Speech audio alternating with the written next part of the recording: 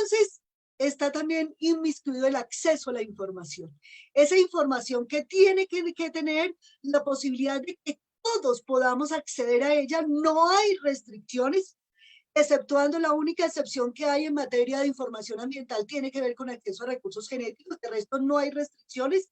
Entonces, por eso también es importante el tema de lo que se refiere a tener una justicia que incluya estos tipos de elementos. Temas de discusión sobre esto, temas que en ese momento están sobre el tapete, el tema de los derechos de la naturaleza, las 17 sentencias que hay en este momento sobre el tema de los derechos de la naturaleza. ¿Qué hacer con esto? Porque también han dicho, pues, ¿y qué valor tiene declarar los derechos de la naturaleza si en este momento, por ejemplo, siguen sucediendo las mismas afectaciones, por ejemplo, en el río Atrato? ¿Sí? Esas son las discusiones que hay.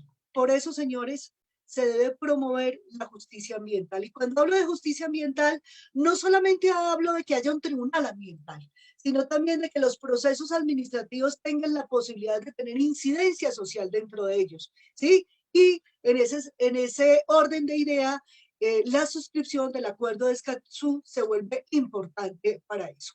Ha habido muchas propuestas, da un minuto para esto, y yo simplemente quiero decir que hay propuestas por parte del gobierno, hay propuestas por parte de los jueces, especialmente del Consejo de Estado, hay propuestas por el procurador, y sí, es necesario un tribunal ambiental por la judicialización de los conflictos, por la necesidad de avanzar en ello, porque necesitamos además que las comunidades conozcan y demanden la protección de sus derechos ambientales, porque los retos que nos impone el posconflicto hace también que todos estos temas sean tenidos en cuenta, porque es imperativo la protección de nuestro patrimonio natural y especialmente, señores, porque la integración de una jurisdicción ambiental interdisciplinaria podría hacer que esos jueces tomen decisiones mucho más idóneas para eso. Y porque el gran reto que tiene nuestro país, el gran reto de hacer realidad el artículo 79 de la Constitución, encuentra no solamente en la ratificación del Acuerdo de Escazú, sino en la posibilidad de tener jueces especializados en estos temas ambientales, pueden ser un elemento fundamental para garantizar dicho derecho. Muchas gracias. Doctora Gloria Amparo, muchísimas gracias a usted y por su genial intervención. Muchos puntos para hablar, seguramente en el escenario de debate tendremos unas preguntas muy interesantes en relación con todo lo que nos ha venido planteando. Siguiendo el orden del día, le daré el paso a la doctora Alejandra Donoso. Voy a permitir nuevamente leer una breve introducción de su perfil. Abogada de la Universidad de Chile, máster en Derechos Humanos, Estado, Derecho y Democracia en Iberoamérica por la Universidad de Alcalá, diplomada en Estudios Socioambientales por la Universidad de Chile y en Ecología Social y Política por la Universidad de Santiago. Ha dedicado su carrera profesional a la defensa de la naturaleza y de las comunidades afectadas por la injusticia ambiental. Posee publicaciones en Derecho Ambiental y Administrativo en temáticas sobre justicia, participación, bienes comunes e institucionalidad ambiental. Docente en la Clínica de Justicia Ambiental de la UDP, fundadora y directora ejecutiva de la ONG Defensoría Ambiental. Alejandra, te doy la palabra y de nuevo muchísimas gracias por hacer parte de este webinar. Muchísimas gracias, Carlos, por la presentación y también por la organización, a Felipe, a toda la universidad por invitarme. Me siento muy honrada también de compartir con las ponentes y los ponentes que me acompañan. Agradezco mucho la oportunidad de poder compartir con ustedes la experiencia desde Chile, que tiene institucionalidad ambiental especializada y que tiene tribunales ambientales especializados funcionando desde el año 2013. Durante mi carrera, mi desarrollo profesional, he litigado en los tribunales ambientales desde sus inicios, por lo tanto puedo comentarles sobre las expectativas cumplidas, las expectativas no cumplidas, las brechas que tenemos todavía, y un poco contarles la experiencia desde Chile. Yo no tengo una presentación, pero sí les quiero compartir para que vean la ley de tribunales ambientales. Hay algunas cosas que quiero comentarles para ya entrar en tierra derecha. Primero, el concepto. Son órganos jurisdiccionales y son especiales, que es un poco lo que se planteaba, ¿no? Y están sujetos a la superintendencia directiva, correccional y económica de la Corte Suprema. Eso significa que las decisiones que toma el Tribunal Ambiental son revisadas jurisdiccionalmente por la Corte Suprema a través del recurso de casación, en términos generales.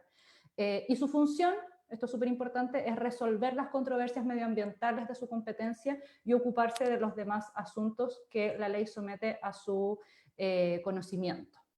Entonces, ahí tenemos una primera cuestión relevante, ¿no? ¿Cuál es la función del Tribunal Ambiental?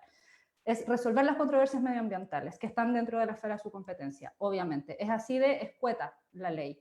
Sin embargo, más adelante les voy a comentar, esto tiene una relación, un vínculo con la Constitución actualmente vigente, actualmente en proceso de revisión. Estamos en Chile viviendo un intenso momento constituyente. Por primera vez en nuestra historia estamos abriendo la posibilidad de discutir una constitución, de ponernos de acuerdo como ciudadanía en cuáles van a ser las reglas del juego en Chile. Lamentablemente no tenemos una historia o una cultura constituyente, por el contrario, todas nuestras constituciones han sido impuestas por la fuerza en momentos históricos álgidos.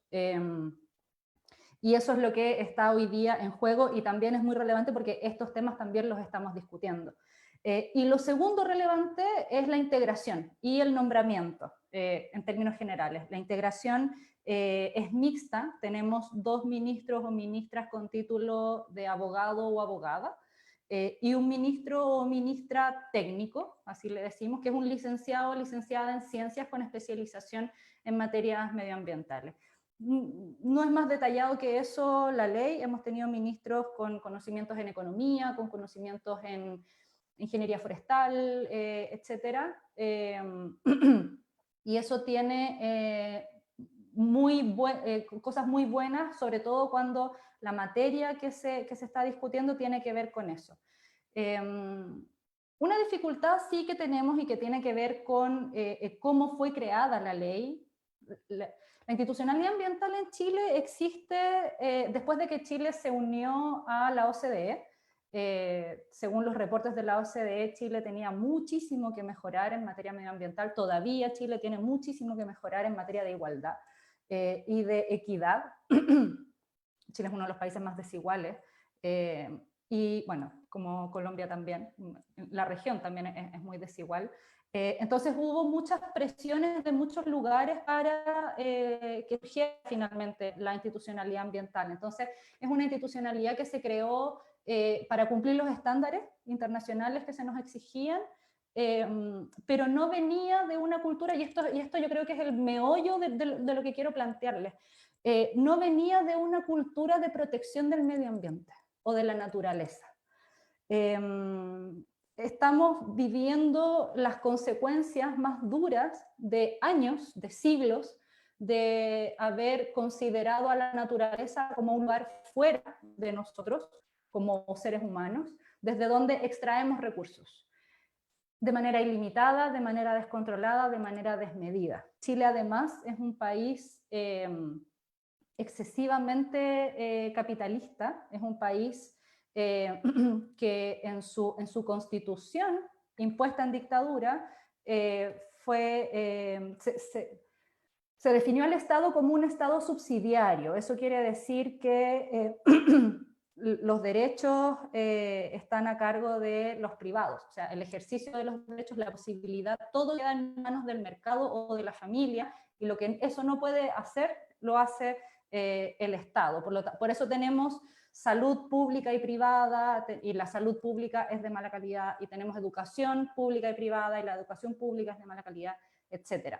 Entonces, quiero plantear que esta institucionalidad ambiental no fue creada necesariamente o no tuvo en consideración exclusivamente la protección de la naturaleza, sino una correcta administración de los bienes naturales o de los llamados recursos naturales, que son además bienes comunes.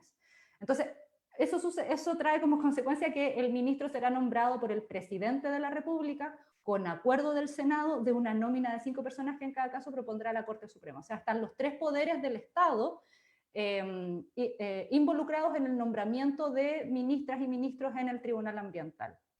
Eso para que todos quedaran conformes, pero es un nombramiento que excede con mucho al nombramiento a la tramitación de cualquier otro ministro, cualquier otra ministra, cualquier otro tomador de decisiones en el país. Y eso trajo como consecuencia que, por ejemplo, el primer tribunal ambiental, en Chile hay 3 tribunales ambientales, el primero que entró en vigencia fue el segundo, el primero que entró en funciones, que es el de Santiago, la capital.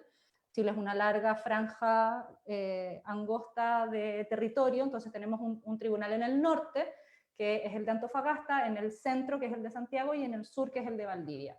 Y el de Antofagasta costó muchísimo que pudiera entrar en funciones porque no había nombramiento, porque no había jueces, no había alguien en quien estos 3 órganos del Estado se pusieran de acuerdo, entre otras cosas por las presiones económicas. La presión que ejerce la minería en el norte de Chile, sobre todo, hace que muchas de las personas que podrían ser idóneas para ocupar estos cargos tengan de una u otra manera conflictos de interés con la minería. Entonces, son 3 tribunales y tenemos 3 tipos de competencia, que esto es lo otro que yo les quiero mostrar muy rápidamente para no aburrirnos y extendernos excesivamente. El Tribunal Ambiental tiene 3 competencias. Una competencia, voy a ir de lo simple a lo complejo. La más simple y en la que no me voy a detener es la consulta, aquí está, las reclamaciones, no, perdón, acá, la que no tiene ninguna muestra de nada. Es la autorización de medidas que tome la Superintendencia del Medio Ambiente cuando se tomen decisiones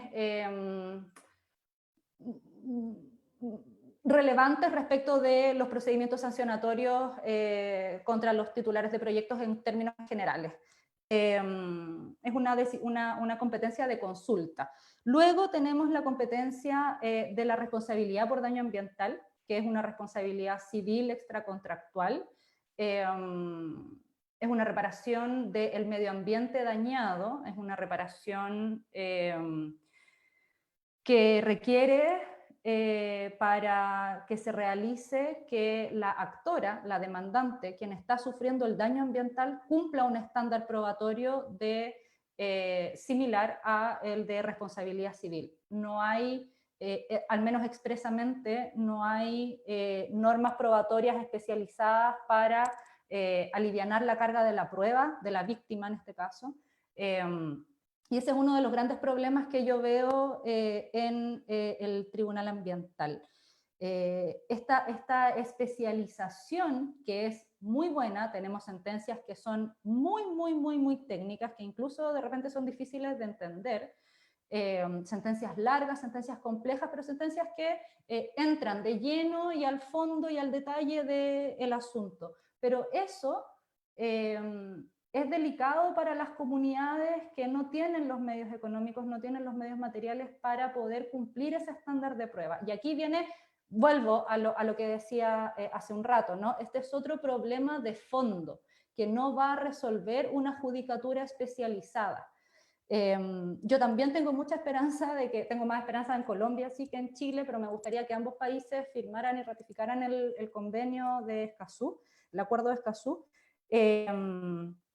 para poder tener una herramienta que nos pudiera garantizar los derechos de acceso a la justicia ambiental, acceso a la información, acceso a la participación, acceso a la justicia ambiental. Y estas 3 cuestiones que son tan relevantes para la toma de decisiones en materia medioambiental en cuanto al fondo, no en cuanto a la forma o a los procedimientos, no está ampliamente, muchas gracias, no está ampliamente regulada ni está ampliamente reconocida. Entonces, sucede que al no tener, por ejemplo, las comunidades acceso a la información, a elaborar información, y el Estado al no elaborar tampoco esa información, resulta que las decisiones se toman en base a la información que elabora los titulares de proyectos contaminantes a los que en general se oponen las comunidades que defienden los territorios. Ese es un problema de justicia ambiental, de acceso a la justicia en todos los ámbitos. Y la otra gran competencia que tiene el Tribunal Ambiental es el contencioso administrativo, que son todos los otros numerales. Aquí hay 9 numerales, no me voy a detener en ninguno de ellos, pero sí quería hacer este gran distinción entre los 3 tipos de competencia. Y en materia de contencioso administrativo también tenemos un gran problema, porque las decisiones en materia ambiental las toma el Poder Ejecutivo por regla general. En Chile el principal instrumento de gestión ambiental que tenemos es el sistema de evaluación de impacto ambiental, que debiera operar en base al principio preventivo, incluso al principio precautorio. Sin embargo, la tramitación de los proyectos, de la evaluación de los proyectos, luego de la decisión administrativa viene una revisión administrativa, un recurso administrativo, y luego viene el recurso judicial, digamos. Entonces, además de que el tiempo es excesivo, los plazos son bien inequitativos. La comunidad, para la participación ciudadana, por ejemplo, tiene un plazo muy acotado respecto de, por ejemplo, el titular del proyecto, cuando revisa su proyecto, cuando le hacen preguntas sobre su proyecto. Para ser muy concreta, el titular del proyecto presenta su proyecto e insisto, solamente para hablar del sistema de evaluación de impacto ambiental en 15 minutos no puedo hacer un recorrido más extenso sobre toda la institucionalidad ambiental, pero también es parte de cómo entendemos este tribunal ambiental. Entonces, cuando el proyecto es, no en todos los casos la participación ciudadana es obligatoria, y en algunos casos la comunidad tiene que pedirla, y tiene un plazo muy acotado para pedirla, para saber de la existencia del proyecto, para entender de qué se trata el proyecto, para buscar asesoría, para elaborar observaciones y para hacerlas llegar a la autoridad. Mientras el titular tiene, cuando le hacen preguntas para que aclare sobre su proyecto, se puede suspender el procedimiento incluso hasta 1 año. Entonces es bien inequitativa el acceso a la justicia ambiental en Chile.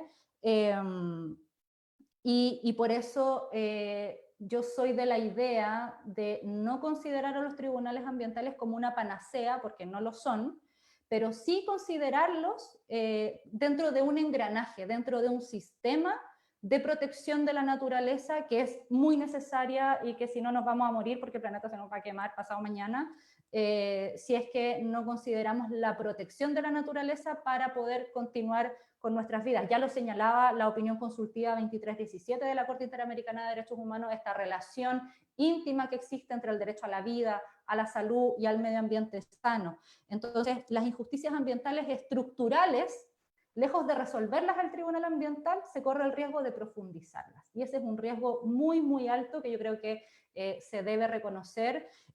No me quiero extender más, me imagino que en la ronda de conversación y de preguntas vamos a poder conversar un poquitito más sobre esto. Muchas gracias. Alejandra, nuevamente, muchísimas gracias por tu intervención.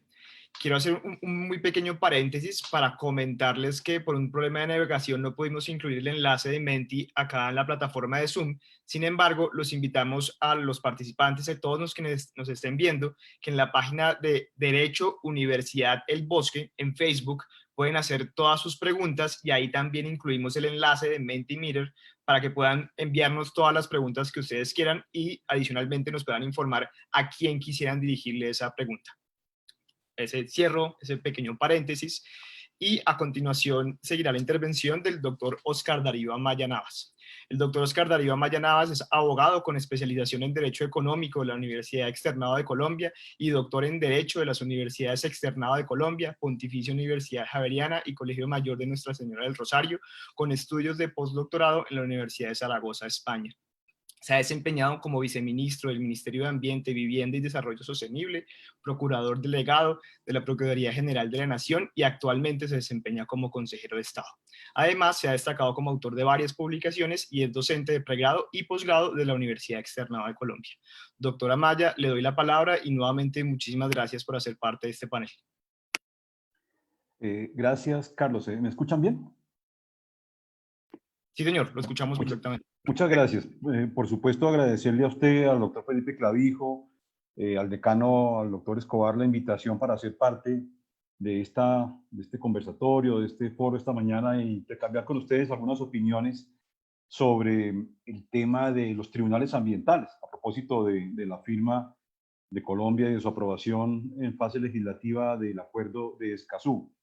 Como bien lo dice la doctora Gloria Amparo, llevamos muchos años en esto compartiendo debates, reflexiones, encuentros, conversatorios sobre la conveniencia, la necesidad, la importancia de que tengamos tribunales ambientales. Y de verdad nos ha servido mucho, doctora Alejandra Donoso, nos ha servido mucho la experiencia de Chile, ¿no? Por lo menos conocerla, entenderla, por supuesto, como usted lo acaba de decir muy bien, los tribunales no son la panacea, pero ayudan mucho en la defensa integral institucional, digamos, dentro de la cadena de un Estado social de derecho, de separación de poderes. Yo pues, rápidamente también tengo, llamémoslo, 5 reflexiones muy rápidas, muy concretas en relación al tiempo para plantear mi opinión sobre el tema del acuerdo de Escazú. La primera, Escazú es un instrumento regional. Bien lo han expuesto Alejandra y Gloria Amparo. Este es un acuerdo hecho digamos, a lo caribeño. Es un acuerdo hecho para Sudamérica, para América Latina, que lee la idiosincrasia, reconoce cómo es el fenómeno ambiental, el manejo de las comunidades. Está muy diseñado, por supuesto, con influencias de Aarhus, el acuerdo europeo de 20 años atrás, en donde hay una gran cantidad de artículos casi que calcados, pero este es un acuerdo diseñado para la cultura, la idiosincrasia y las circunstancias propias de la región. Y eso es un avance muy importante, porque no es simplemente un tema de importar una legislación, de importar un tratado, un acuerdo, sino es una discusión que fue larga, que fue extensa, que tuvo muchas reuniones preparatorias y que intentó, yo creo que con éxito, leer la realidad de América Latina y del Caribe. Este es lo dijo el decano Escobar, este es un acuerdo hecho para la región que está leyendo lo que está pasando en la región. Segunda reflexión que yo les quería traer, es un desarrollo, no debemos olvidar que el acuerdo de Escazú, así como Aarhus también lo fue en su momento, es un desarrollo del principio 10 de Río. En el acuerdo de Río, pues no sobra recordarlo para que no, y contarlo para que no tienen la importancia, no tienen clara la importancia del tema. La Declaración de Río del 92 es la primera gran decisión judicial, legal, perdón, de derecho internacional, con muchos jefes de Estado, con una gran preocupación, con una gran sensibilidad que se produce en el caso de Colombia, paréntesis, un año después de nuestra Constitución, pero que en su artículo 10, su principio 10, se ocupan perfectamente de los temas que manejamos. Dice rápidamente el principio 10, el mejor modo de tratar las cuestiones es con la participación de todos los ciudadanos interesados en el nivel que corresponda.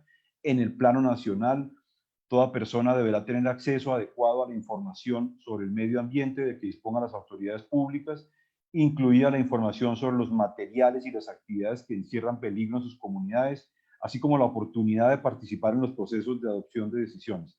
Los estados deberán facilitar y fomentar la sensibilización y la participación de la población, poniendo la información a disposición de todos. Deberá proporcionarse acceso efectivo a los procedimientos judiciales y administrativos, entre estos el resarcimiento de daños y los recursos pertinentes. Disculpe, me queda leído, pero es muy comprensivo. Información, participación, decisión de Estado, justicia, acceso, calidad de vida, todo encauzado en lo que es el principio 10, uno de los tantos principios de la Declaración de Río.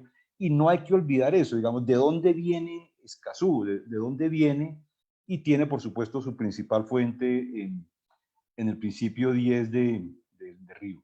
¿Y a esto a qué nos lleva? ¿A qué nos lleva la mención de este principio que he leído con la venia de ustedes? A una adecuada gobernanza judicial ambiental, a respetar el principio democrático y a reconocer la necesidad de contar con la gente, que que luego es asumido en nuestra Constitución, ahorita lo expuso en el artículo 79, que traslada a un artículo del Código de Recursos Naturales el derecho al ambiente sano, pero luego dice, es con la participación de la gente. Nosotros nos anticipamos a la Declaración de Río en nuestro artículo 79, el del artículo del derecho al ambiente sano, y lo que dice nuestro artículo, todas las personas tienen derecho a gozar de un ambiente sano, la ley garantizará la participación de la comunidad en las decisiones que puedan afectarlo.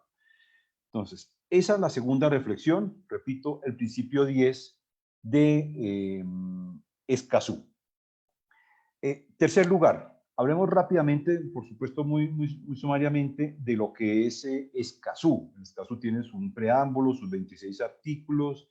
Es un acuerdo muy sencillo, muy fácil de leer, muy fácil de asimilar, que se refiere en su primera parte a definiciones, principios, disposiciones generales y luego pues a la estructura institucional y a los compromisos en general que genera la suscripción de un convenio de estas condiciones. El acuerdo de Escazú fortalece la protección, fortalece la institucionalidad y está dirigido especialmente a quienes operan y toman decisiones en materia ambiental. Por eso se habla del derecho a la información, no solo, por supuesto, el que opera y toma decisiones, sino el que recibe las decisiones, el que es impactado, que es la comunidad. La comunidad debe tener esa posibilidad de conocer, de tener acceso a los informes, a la información que supone el impacto de los recursos naturales positivo y o negativo. La participación, cómo esa persona debe ser tenida en cuenta, debe ser contada a la hora de las decisiones que se toman en materia ambiental. Y no es una participación simbólica, no es que lo escuché, chuleé el requisito y no, es participar, es escuchar para involucrar en las decisiones. Este no es un tema formal, no es un tema procedimental, no es un requisito accesorio, es un requisito esencial, fundamental. Y tercero, pues el tema que nos concentra, el acceso a la justicia ambiental, que hay que aclarar, el acceso a la justicia ambiental, como bien lo expuso la doctora Gramparo y se lo he oído varias veces, no es obligatorio que sea a través de tribunales ambientales. De hecho, en Colombia, hay que reconocerlo, ella misma lo puso en un gráfico resumen, tenemos muy buenas sentencias producidas por nuestros jueces de hoy, por nuestros jueces constitucionales en sede de tutela, por los jueces en sede de acciones populares, pero la importancia en este momento de hablar de una justicia especializada es dar un paso cualitativo y cuantitativo. Nosotros estamos conscientes, por razón de mi trabajo en el Consejo de Estado, permanentemente visitamos los tribunales del país, en las regiones, los juzgados, hacemos mucho intercambio con los operadores judiciales, y ellos mismos dicen, hombre, qué bueno poder tener instrumentos, qué bueno poder especializar a los operadores de justicia en materia ambiental. Entonces, repito, aquí hay que hacer una precisión. No solo con los tribunales ambientales y jueces ambientales se hace justicia ambiental. De hecho, en Colombia se viene haciendo con muchas dificultades, con muchas presiones, pero la propuesta y el momento oportuno es dar ese salto cualitativo y cuantitativo que dio Chile, y 41 países más tienen jueces y tribunales ambientales, y nos parece que este es el momento por dos circunstancias que confluyen, digámoslo, esencialmente. Primero, pues el acuerdo de Escazú, digámoslo, por dos circunstancias del derecho constitucional y del derecho nacional. En el caso colombiano, la firma del acuerdo de Escazú y próxima, ojalá rápida, aprobación por parte del Parlamento. Y en segundo lugar, la suscripción del acuerdo de paz. En Colombia se suscribió un acuerdo de paz después de un extenso debate político, judicial, y que logró en buena hora la firma de un acuerdo de paz en el año 2016. Aquí lo menciono simplemente como titular. En el acuerdo de paz se habla también, en más de 20 de sus normas se incluye la importancia de lo agrario y lo ambiental. Y aquí en el acuerdo de paz se dice, se deben crear una jurisdicción agraria, Ahora voy a decir por qué tiene importancia. El cuarto tema es la relación con los ODS. Los ODS son esos 17 compromisos que Naciones Unidas, a propósito con el apoyo de una diplomática colombiana que fue muy fuerte en la estructuración teórica de los ODS, uno de esos objetivos, el 16, habla concretamente de paz, justicia e institucionalidad. Ese es otro argumento, digamos, para reconocer la importancia de que a través de la firma del Acuerdo de Escazú, de su implementación posterior, estamos cumpliendo concretamente a la colombiana el ODS número 16, que se refiere a paz, justicia e instituciones. Aunque por supuesto no es el único ODS que tiene que ver con el fortalecimiento de la participación, de la información, están también el fin de la pobreza, el tema de educación, el tema en general de los servicios y los impactos ambientales, la innovación, las ciudades muy importantes, la acción por el clima, y el objetivo 17, por supuesto, las alianzas para lograr el desarrollo. Y la quinta razón, digamos, que quiero presentar, con eso quiero terminar, es porque creemos que es el momento, como lo hemos discutido, de dar el paso cualitativo y cuantitativo a promover una especialidad en la jurisdicción agraria, perdón, en la jurisdicción contenciosa y en la jurisdicción ordinaria de una especialidad agraria y ambiental. Pensarán, pero ¿qué tiene que ver lo agrario con lo ambiental? Pues con decirles que la institucionalidad agraria en Colombia tiene su origen en el Ministerio de Agricultura. El INDERENA fue constituido en la década de los 70. El INDERENA fue el primer instituto a nivel nacional, luego reemplazado por el Ministerio de Ambiente. Pues muchas de las normas del viejo INDERENA y de las corporaciones autónomas regionales tuvieron su origen en el Ministerio de Agricultura. Entonces, la propuesta con la que estamos trabajando estos 2 últimos años, con el apoyo del Consejo de Estado, es para cumplir el Acuerdo de Escazú, para cumplir el acuerdo de paz que en el punto 118 habla de la creación de una jurisdicción agraria. Somos de la idea de que es conveniente crear una especialidad agraria y ambiental, pero no como una especialidad de asuntos varios, no como un tema de sumar, no, por la coherencia que significa resolver los temas agrarios y ambientales en cabeza de un juez, del mismo juez.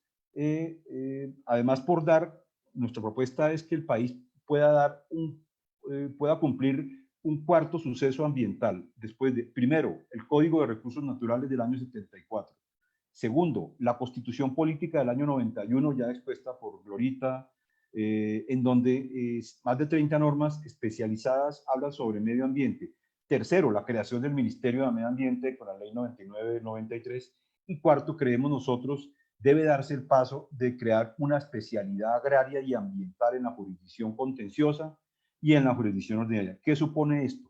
Que hay que cumplir el acuerdo de paz y por sinergia, por integración, el mismo juez que resuelve lo ambiental tiene que estar en capacidad de resolver lo agrario.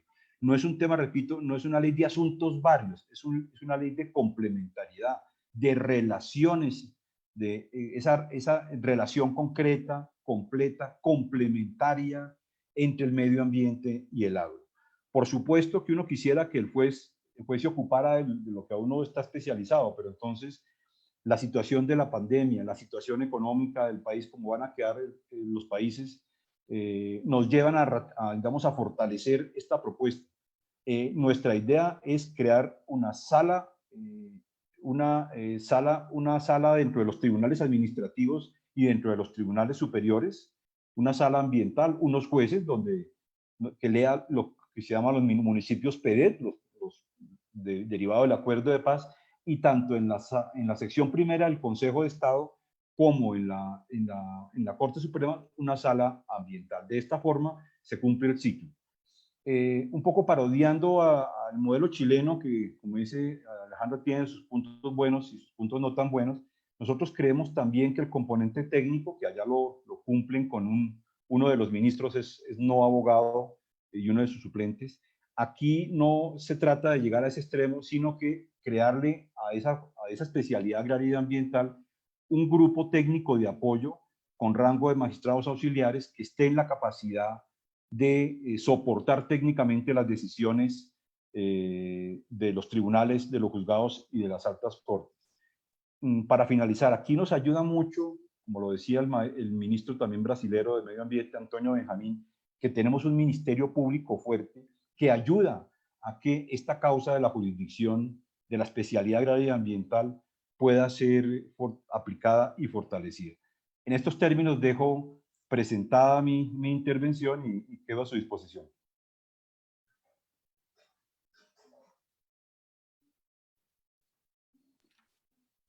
Doctora Maya, muchísimas gracias por su intervención. También quisiera aprovechar para agradecerle a Ana María Huelvas, quien fue pues ese puente para que usted pudiera acompañarnos hoy.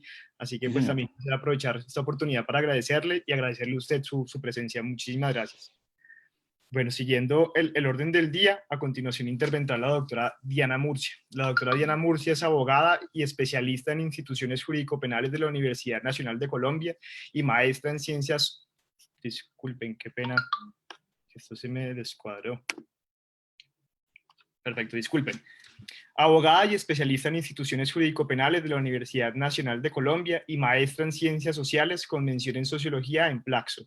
Se ha desempeñado como defensora en derechos humanos, consultora y asesora en este campo y en asuntos ambientales en algunos países latinoamericanos.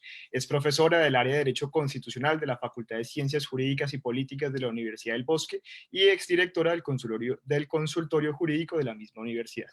Doctora Murcia, tiene usted la palabra y muchas gracias por su intervención.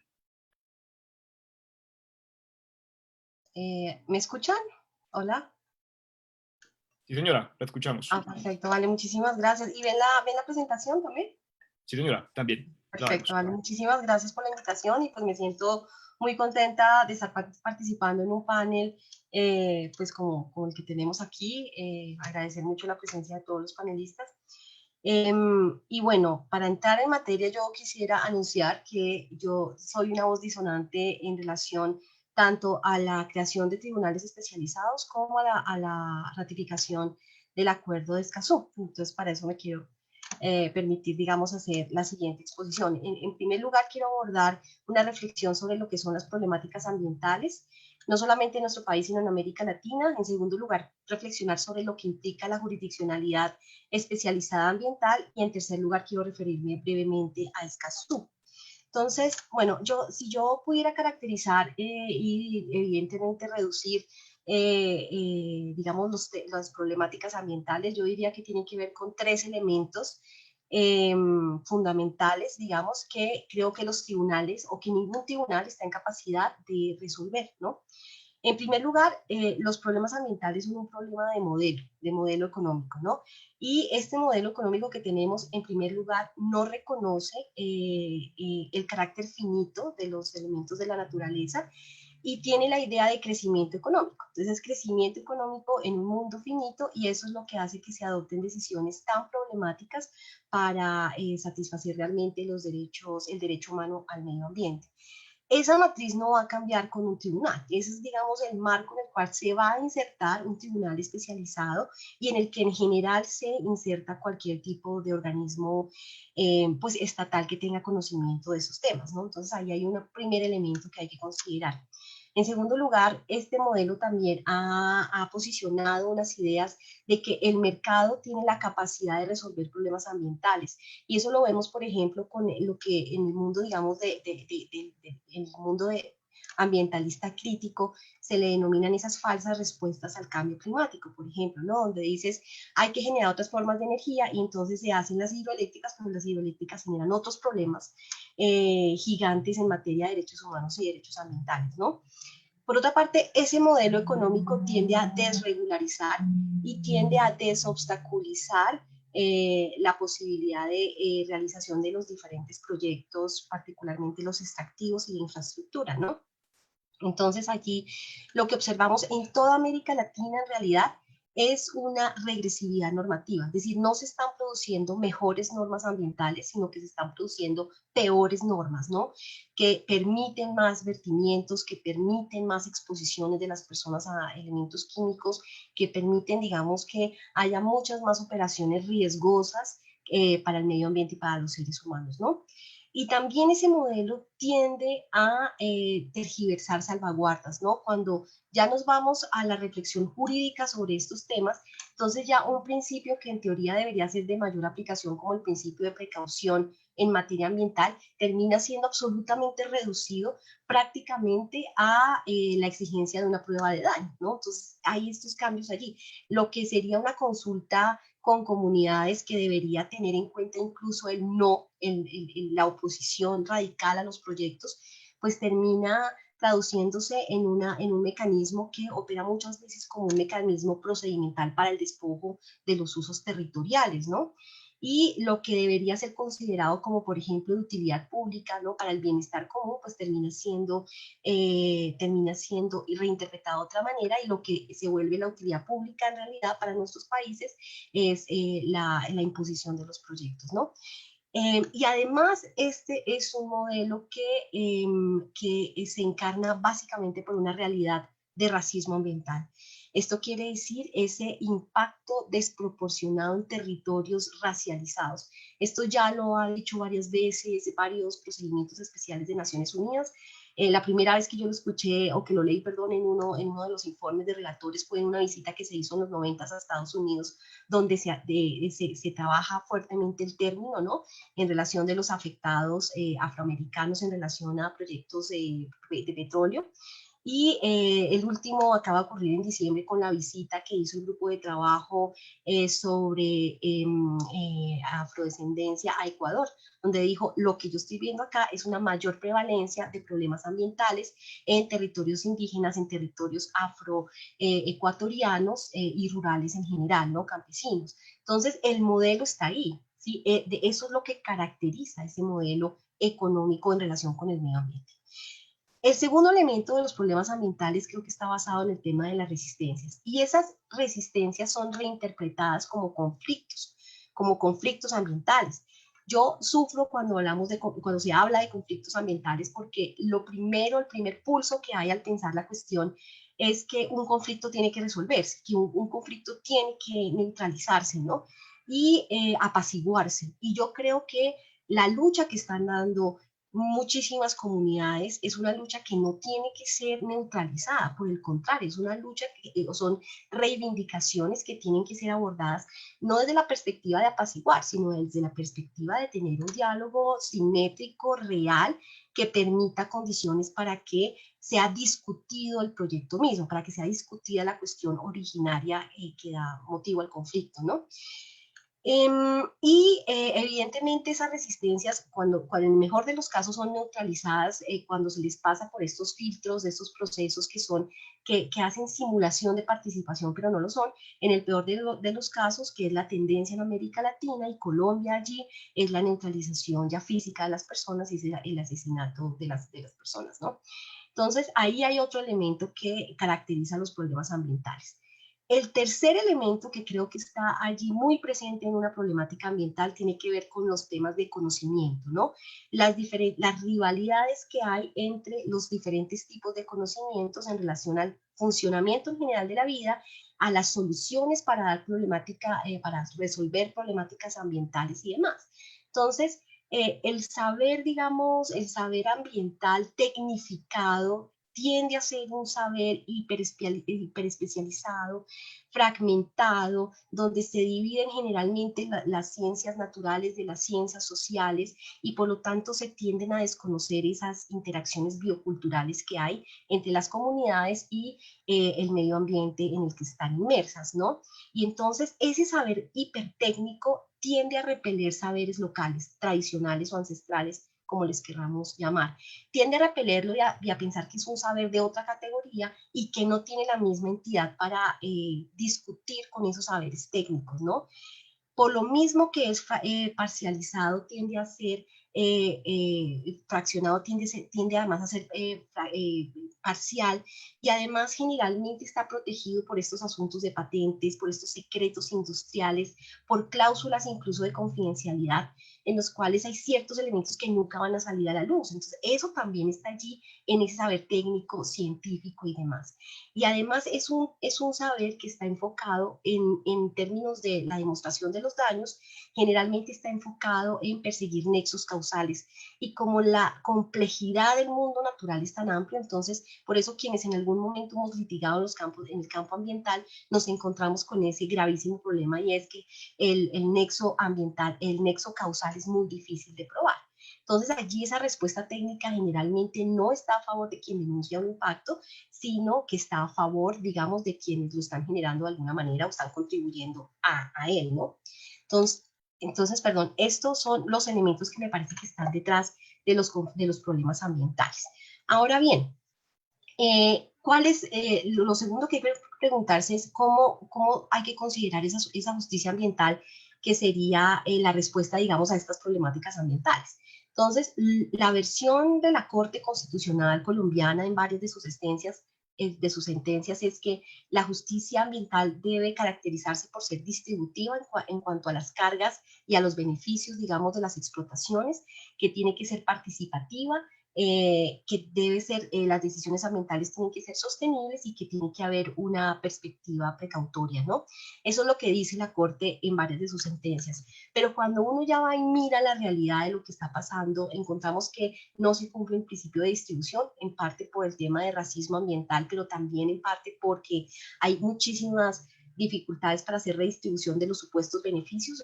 Los lugares en Colombia más explotados son los lugares más pobres, no son los lugares más ricos, sino los más pobres. Entonces ahí no opera la distribución, la participación es cercenada permanentemente, los mecanismos que hay, como las audiencias ambientales, no son escenarios de debate, sino de demostración de opiniones. Los escenarios maravillosos que se habían creado alrededor de las consultas populares también fueron cercenados por la propia Corte Constitucional en su interpretación en relación a lo que pueden o no hacer las autoridades locales. Entonces la participación ambiental tiende a ser muy, muy limitada. La sostenibilidad, pues bueno, estamos acabando con ecosistemas, ya no tenemos bosques, hay determinados ecosistemas de bosque que ya no tenemos, están los páramos seriamente siendo acosados por la explotación minera, el caso Santurbán y tantos otros, ¿no? Y el principio de precaución, bueno, cuando en Colombia se hacen unas interpretaciones del principio de precaución ligadas a, por ejemplo, la seguridad nacional, como en el caso de las fumigaciones, pues encontramos que es una justicia ambiental muy endeble, ¿no? Que es como muy, en mi opinión, como muy fácil, digamos, de demostrar que la realidad realmente pugna con esos elementos. Frente a eso, ¿cómo se resuelven, digamos, que esas problemáticas? Pues hay diferentes roles desde los diferentes lugares del Estado, ¿no? Entonces el legislativo debería tener una adecuación normativa a derechos humanos, a los tantísimos instrumentos internacionales de medio ambiente, a normas y principios ambientales, etcétera, para exponer, digamos, una perspectiva preventiva mejor, pero eso no ocurre, digamos, en la realidad, ¿no? El Ejecutivo debería tener estas políticas públicas coherentes garantizando participación, no ocurre en la realidad. Los órganos de control deberían estar fiscalizando, controlando, sancionando, y muchas veces en el marco de los procesos judiciales nos damos cuenta que se declara como que no tienen la posibilidad de controlar todo lo que pasa, ni lo ilegal, ni el control respecto de lo que son, lo que sí está legalizado, si se quiere, ¿no? Y queda entonces el rol del sistema judicial, ¿no? Entonces, ¿qué debe hacer el sistema judicial en esta situación tan compleja? Pues tiene que garantizar acceso a la justicia, ¿no? Entonces ahí por eso nos toca preguntarnos qué significaría la garantía de la justicia ambiental a través de este tipo de tribunales, ¿no? El modelo que encontramos para esta cuestión es difuso, lo llamo así, aunque creo que técnicamente no debe ser la forma de llamarlo así. Lo que encontramos en el modelo, por lo menos colombiano, es un modelo en el cual algunas cosas, bueno, en varios países, digamos, en la mayoría de ellos la respuesta ambiental es una respuesta desde el ámbito del derecho administrativo. Usted quiere saber de temas ambientales, tiene que saber de derecho administrativo, es el ámbito, digamos, natural en el cual se resuelven estas cuestiones. Pero se le acusa, digamos, a lo administrativo de que no está suficientemente especializado o de que, como digamos, la crítica que yo tengo, y es la enorme dificultad probatoria, etcétera, ¿no? Entonces, pero está todo ese escenario ahí, y en Colombia, en particular con el desarrollo de las acciones populares, ¿no? Que han sido tan importantes para defender al ambiente de cualquier manera, ¿no? El otro ámbito o la otra jurisdicción que está allí siempre ha sido la civil, por el tema este de el reconocimiento de los perjuicios extracontractuales, ¿no? Allí el problema que tiende a ocurrir es que lo que se repara es a las personas y no se recompone necesariamente el medio ambiente dañado, ¿no? Entonces tiene esas limitaciones. Además, termina convirtiendo el problema ambiental en un problema económico, no en un problema político, no en un problema de prevención, no en un problema de justicia colectiva, ¿no? Está otro ámbito de resolución de los problemas ambientales en el ámbito penal, ¿no? Que tiende a llevarse, digamos, en términos de que el operador, el presunto agente que causa un daño, no cumplió con determinadas normas, digamos, o con determinados procedimientos para realizar una labor. Es, por ejemplo, el caso de toda la lucha de las mujeres en Argentina del barrio Ituzaingó contra las fumigaciones con elementos químicos de la soya modificada genéticamente que es sembrada ya. Entonces, ellas no han tenido otro escenario para pelear la cuestión que a través de la vía penal. Pero la vía penal, entonces, es una vía de autor, no de corporaciones, ¿no? Entonces, lo que termina siendo son unos pocos, terminan allí vinculados a la responsabilidad. En este caso, por ejemplo, de Argentina, terminó siendo el piloto de la avioneta, ¿no? Pero no el que vende los insumos, no el que es el dueño de la plantación, no, no digamos todo ese entramado complejo de responsables que hay detrás de las afectaciones por la muerte y por el cáncer ocasionado a tantas personas en este barrio, ¿no? Entonces, esa es la otra vía jurisdiccional que hay. Y finalmente está la vía constitucional, y en eso Colombia, digamos que en América Latina, digamos, es un claro ejemplo. Yo creo que la primera sentencia, de hecho la que estudiamos como parte, digamos, de ese core básico de sentencias en derecho constitucional, en la T406 del 92. Y fíjense que esa misma sentencia, desde la más temprana jurisprudencia de la Corte Constitucional, hablaba de saneamiento ambiental como un derecho fundamental. Entonces ahí tenemos toda esta jurisdicción que en mi opinión debería ser el escenario prevalente para abordar este tipo de temáticas en razón a que en teoría tiene que tener una interpretación sistemática de la Constitución y por lo tanto de los derechos constitucionales. No obstante, claro, eso depende si tienes una norma, una corte progresista, ¿no? Como la construida por Gaviria, por Ciro Angarita, ¿no? Pero si tienes una corte como la de ahora, donde hay incluso personas que antes pertenecían al escenario de Estado, que defendía al Estado, ¿no? De las demandas de sus ciudadanos y demás, entonces obviamente ahí vas a tener otras respuestas. Entonces esto también va a depender del sistema, digamos, interno que hay, ¿no? Entonces, preguntas y retos ya para ir a la última parte. Entonces, ¿qué debería hacer esa jurisdicción especializada para el caso de Colombia, no? Debería juntar todo lo que hay de esos elementos de la jurisdicción penal, de la jurisdicción civil, de la jurisdicción administrativa y hacer, digamos, ahí algún tipo de amalgama y entonces tener amplias facultades para transmitir eso a lo penal o tener también algún tipo de función punitiva o debería concentrarse en el tema del daño, ¿no? Entonces creo que varios elementos de lo que nos mencionó la colega de Chile creo que podrían, digamos, considerarse eventualmente para pensar cómo sería ese modelo, ¿no? Pero tendría que hacer eso, pero tendría que hacer más, ¿no? Tendría que resolver problemas como por ejemplo ese retardo que hay para resolver esas causas ambientales, ¿no?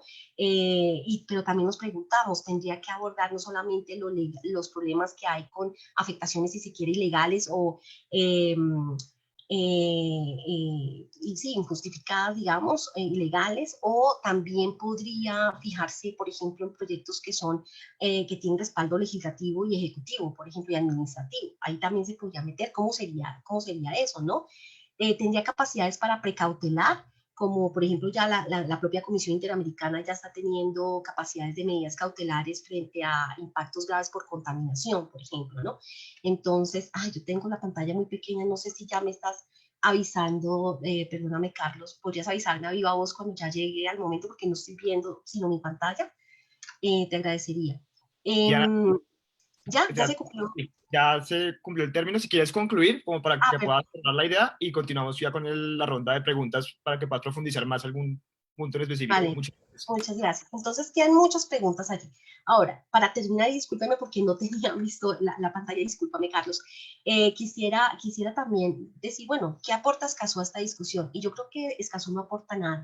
Yo creo que Escazú es un instrumento muy desafortunado en el ámbito ambiental, por muchas razones. En primer lugar, porque no trae nada novedoso que ya no haya reconocido 2 años antes la Corte Interamericana en la opinión consultiva 23 del 2017, o que no haya sido recogido en los principios sobre derechos humanos y medio ambiente del relator de Naciones Unidas sobre la cuestión, ¿no? Es decir, no es en realidad novedoso, no es novedoso ni siquiera frente a la protección frente a defensores de derechos humanos, porque ya hay allí una protección bien establecida, ¿no?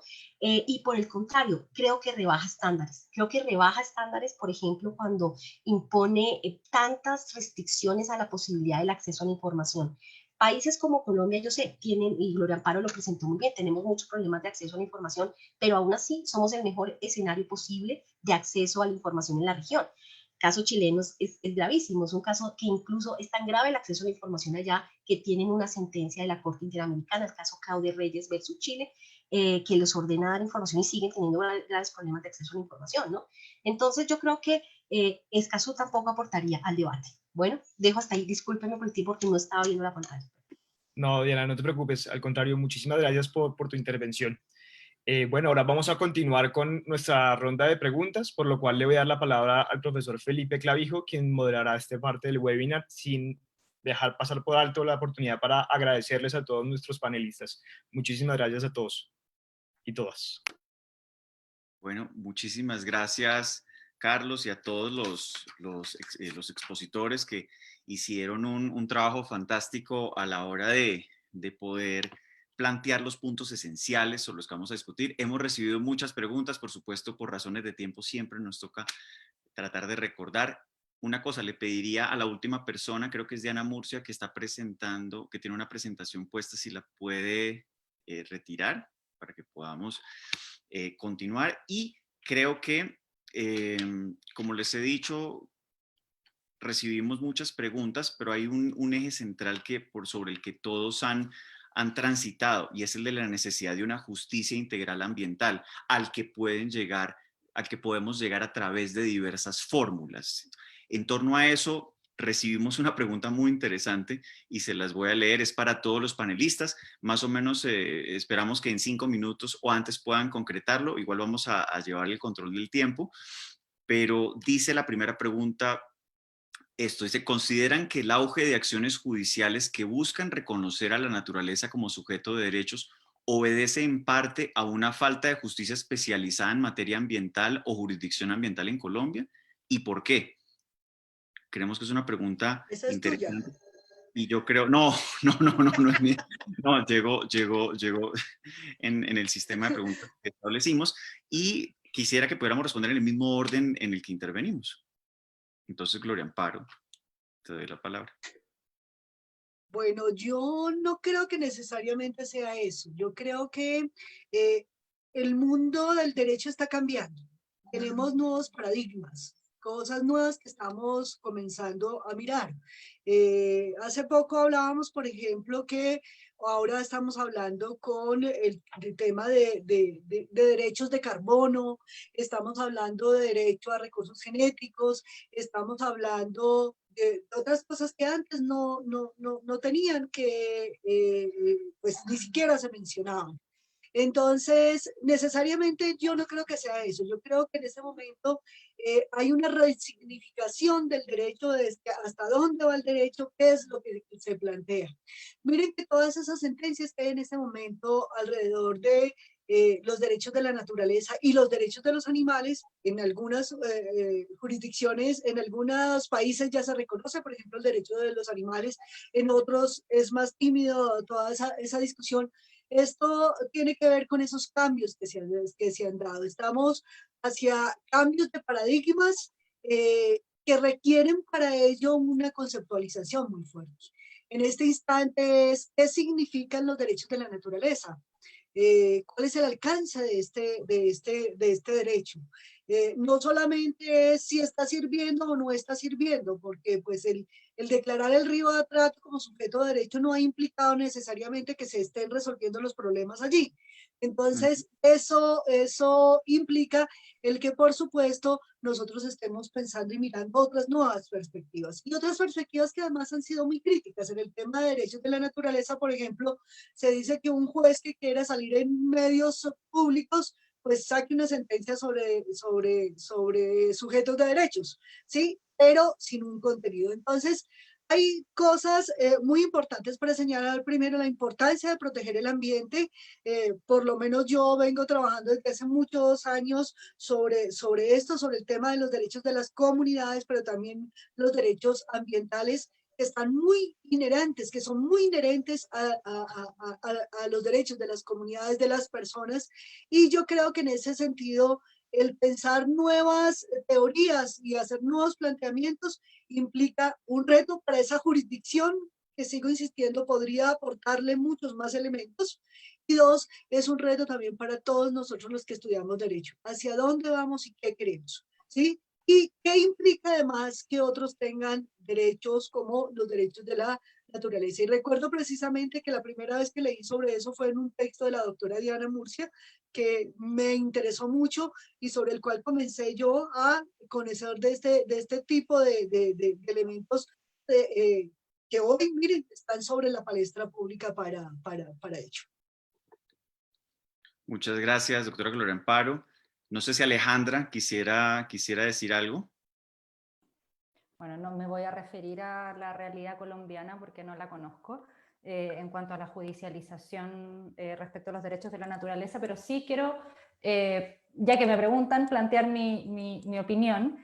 Yo creo que la búsqueda, la demanda por reconocimiento de derechos de la naturaleza responde también a un nuevo paradigma, un poco en el sentido que hablaba antes, ¿no? de cómo nos entendemos respecto de la naturaleza. Hablaban antes sobre el rol que tiene el modelo económico en la conflictividad socioambiental, y eso yo creo que no se puede desconocer a estas alturas. Entonces, la vía del reconocimiento de los derechos de la naturaleza ha sido una respuesta dinámica ante un problema que es dinámico. Y en ese sentido yo creo que si bien el reconocimiento de los derechos de la naturaleza a elementos particulares de la naturaleza, como el río, como el bosque, como el manglar, etc., lamentablemente por sí mismos no son suficientes para brindarle protección a esos elementos de la naturaleza. Sin embargo, a nivel simbólico y a nivel de desarrollo judicial o jurisdiccional o incluso legislativo, creo que sí son un aporte. En Chile los tribunales ambientales existen desde hace poco tiempo y ha sido la jurisprudencia o ha sido el desarrollo jurisprudencial el que ha ido generando algunas certezas en el ordenamiento jurídico. Por poner un ejemplo muy simple, al principio, en el año 2013, las primeras sentencias del Tribunal Ambiental de Santiago desconocían y no aplicaban el principio precautorio, porque el principio precautorio no está reconocido expresamente positivamente en Chile. Sin embargo, hoy día las sentencias de la Corte Suprema están basadas en muchos casos en el principio precautorio. Y eso fue un desarrollo jurisprudencial que fue de la mano entre quienes litigamos y ofrecemos los argumentos y las vías a los tribunales y quienes toman definitivamente las decisiones. Ahí hay un tránsito donde hemos ido avanzando hacia un lugar donde la naturaleza o donde reconocemos la necesidad de entender a la naturaleza como un sujeto de derechos. Y ahí hay distintas posibilidades. Desde mi punto de vista, considero que los seres humanos, como cualquier otra especie, somos parte de la naturaleza y vivimos en un ecosistema muy complejo que requiere una visión así de compleja de la realidad. Por lo tanto, el reconocimiento de los derechos de la naturaleza yo creo que es un síntoma o es una muestra o es una evidencia de que la sociedad en su conjunto está pensando en la naturaleza como un sujeto de derechos. cuando hacemos, por ejemplo, mapas de actores sobre los conflictos ambientales, siempre se nos queda fuera la naturaleza, no es un actor relevante. A pesar de que es el río el que está siendo contaminado, o es la montaña la que está siendo perforada, o es, no sé, el mar el que está siendo depredado, etcétera, etcétera. Entonces, yo creo que yo concuerdo en que estamos en un momento clave, en un momento muy concreto en que podemos, tenemos dos vías, ¿no? Seguimos como estamos y nos agotamos el planeta, o empezamos a buscar algunas alternativas, como por ejemplo el reconocimiento de los derechos de la naturaleza, que no van a resolver el problema por sí mismo, como nada va a resolver el problema por sí mismo, pero sí pueden ir generando nuevas posibilidades para quienes toman en definitiva las decisiones. Gracias. Muchas gracias, Alejandra. Doctora Maya. Gracias, doctor Felipe. Yo suscribo completamente la opinión de mis colegas Gloria Amparo y Alejandra.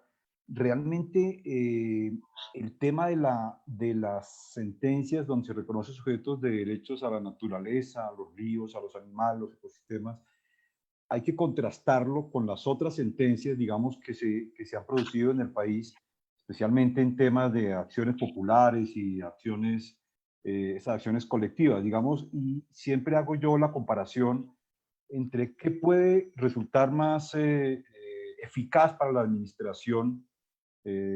Una sentencia, el río Bogotá en Colombia, Alejandra pues no lo conoce, el río Bogotá es el tercer río más importante del país, en la zona andina, cercano a la ciudad capital, y luego desemboca en el río Magdalena. En el año 2013 se produjo una sentencia del Consejo de Estado de más de 1000 páginas, producto de unas acciones populares, acciones colectivas de más de 10, 12 años de debate. Y en esa sentencia del Consejo de Estado, pues no me ha faltado, yo no soy juez contencioso y no estaba en esa época, esa sentencia del río Bogotá pone tareas concretas. El Ministerio de Ambiente debe hacer esto, el Ministerio de Agricultura debe hacer esto, la gobernación, aquí la provincia de Cundinamarca debe hacer esto, los municipios, tal cosa.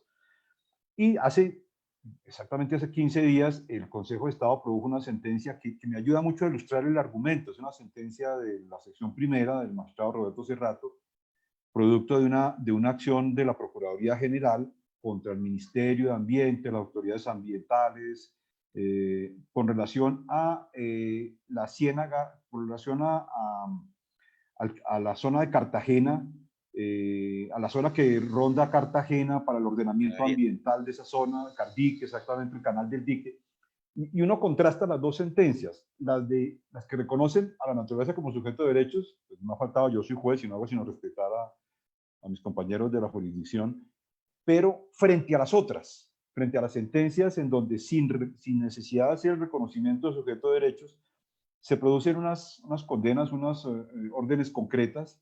Y hago la misma pregunta de la doctora Gloria Amparo. ¿Será que con el reconocimiento de derechos, de declarar los sujetos de derechos, se está mejorando la protección de ese ecosistema?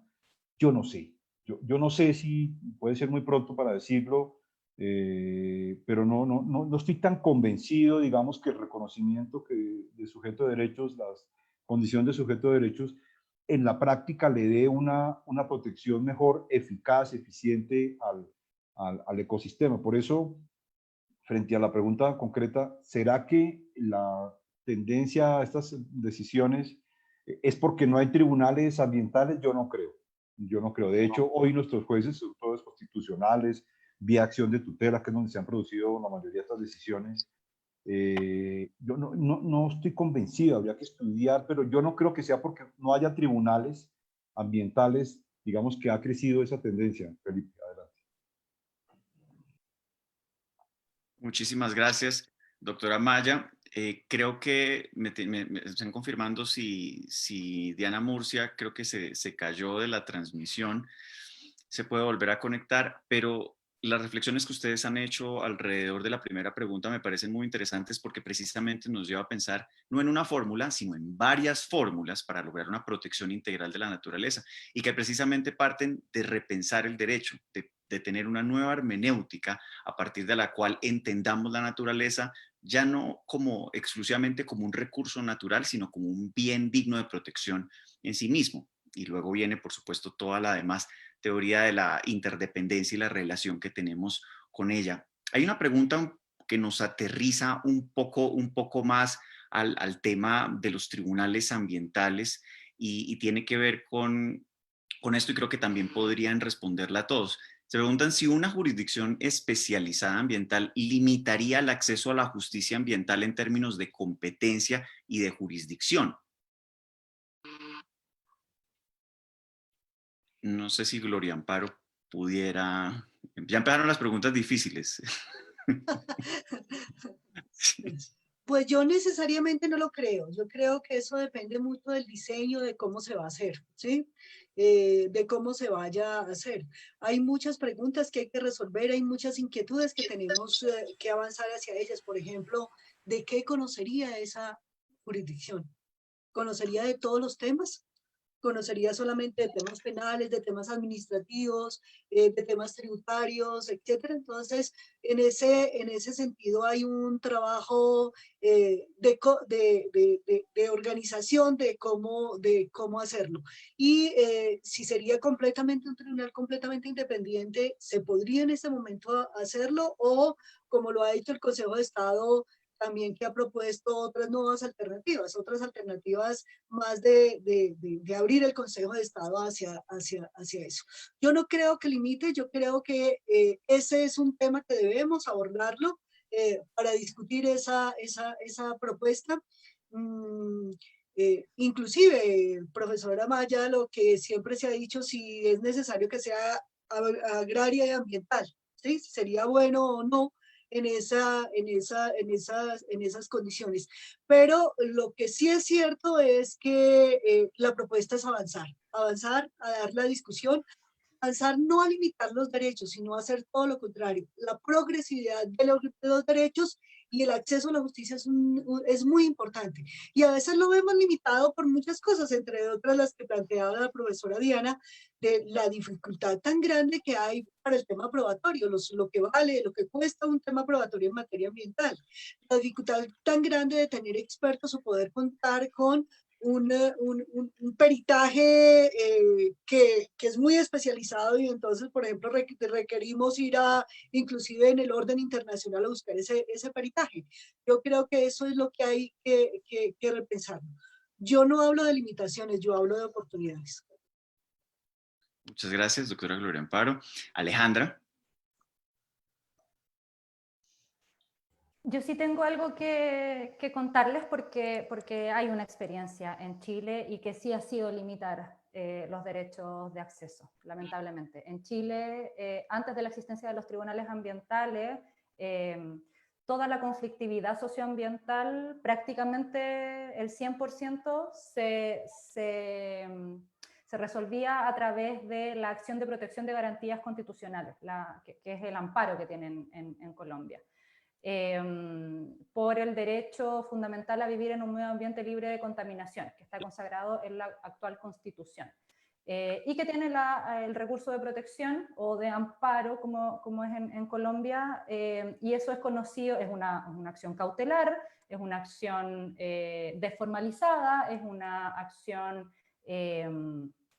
amplia, de legitimidad activa amplia, y por ahí, y es una acción que revisa la Corte de Apelaciones en primera instancia, que es un tribunal superior, y la Corte Suprema en segunda instancia, que es el máximo tribunal. Así se resolvían los conflictos socioambientales en Chile hasta antes del año 2013. Lo que sucedió el año 2013 y de ahí en adelante es que cada vez o no cada vez, pero la gran mayoría de las veces en que se presentan acciones de protección para resguardar el derecho a vivir en un medio ambiente libre de contaminación, las Cortes de Apelaciones prácticamente en su totalidad, hay algunas excepciones sin duda, pero prácticamente en su totalidad no entran al fondo del asunto y se declaran incompetentes y declaran inadmisibles las acciones de protección sobre pretexto de existir judicatura especializada, sin considerar que la judicatura especializada tiene competencias bien delimitadas, que ya se las mencioné antes, que tienen plazos de tramitación considerablemente mayores a los de la acción de protección y sin considerar, y esto es lo que a mí me parece más relevante, sin considerar que muchas veces sí hay una garantía fundamental en juego y sí se requiere una acción cautelar de urgencia. Está lleno de sentencias en la Corte Suprema que intentan resolver eso, pero son caso a caso. Entonces, desde el punto de vista de las acciones, y específicamente como lo preguntaban, respecto de la competencia y la jurisdicción, sí ha ocurrido una limitación de la judicatura constitucional. O sea, la judicatura constitucional se ha restado en la mayoría de los casos de resolver por la vía de la protección de garantías fundamentales cuando lo que está en juego es el derecho a vivir en un medio ambiente libre de contaminación. En Chile es un derecho a vivir en un medio ambiente libre de contaminación, no a vivir en un medio ambiente sano. Ese es otro gran problema. Pero lamentablemente, y de nuevo, las decisiones no se basan solamente en el tenor de la ley, sino también en quienes toman las decisiones. Entonces, hay cortes de apelaciones que son reconocidas por declararse inadmisibles declararse incompetentes y declarar inadmisibles las acciones cuando lo que se solicita es el resguardo del derecho a vivir en un medio ambiente libre de contaminación. No es la mayoría de los casos porque, o sea, no son todos los casos, porque muchas veces eso pasa a ser revisado por la Corte Suprema y en más de una oportunidad la Corte Suprema sí ha devuelto los antecedentes a la Corte de Apelaciones y le ha señalado que sí se tiene sí tiene que conocer, pero no es la regla general. La regla general es que las Cortes de Apelaciones, la justicia constitucional se declara incompetente para conocer del derecho a vivir en un medio ambiente libre de contaminación porque existe una judicatura especializada. Y eso es un gran problema porque, bueno, obviamente es un gran problema. Sí. Yo tengo Gracias. una opinión, si me permites, Felipe, Sí. Carlos, ¿puede ser? Sí, le iba a dar, es que me dice que el doctor Amaya tiene prioridad por el tiempo. No, tranquilo, Felipe, que siga Sí. Diana, tranquilo.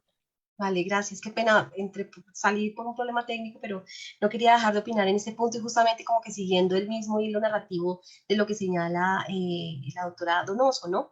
Y es que hay que ver la experiencia regional. Sí, definitivamente. Chile nos está hablando y creo que es eso que está ocurriendo allá, que además nosotros aprendemos además del derecho chileno, ¿no? El Código Civil, o sea, es un marco jurídico que nos ha impregnado absolutamente y su experiencia por eso mismo es tan valiosa. Pero también pasan otras cosas en otros países, por ejemplo México, ¿no? Yo acabo de venir de una experiencia en México de observar precisamente cómo esos tribunales, esa Procuraduría Agraria que hay allá, en el país además que reconoce un tipo de propiedad diferente a todas las de nuestros países, que es la ejidal, y resulta que es desastroso porque no tiene la capacidad no tiene ni la suficiente independencia, ni tiene la suficiente, frente a otros poderes públicos que están estableciendo como orden imperativa la imposición de ciertos proyectos, o sea, no cuentan con eso, y porque definitivamente por procesos de nominación, por procesos procedimentales, la gente está en una enorme desventaja para enfrentarse en este tipo de justicia, ¿no?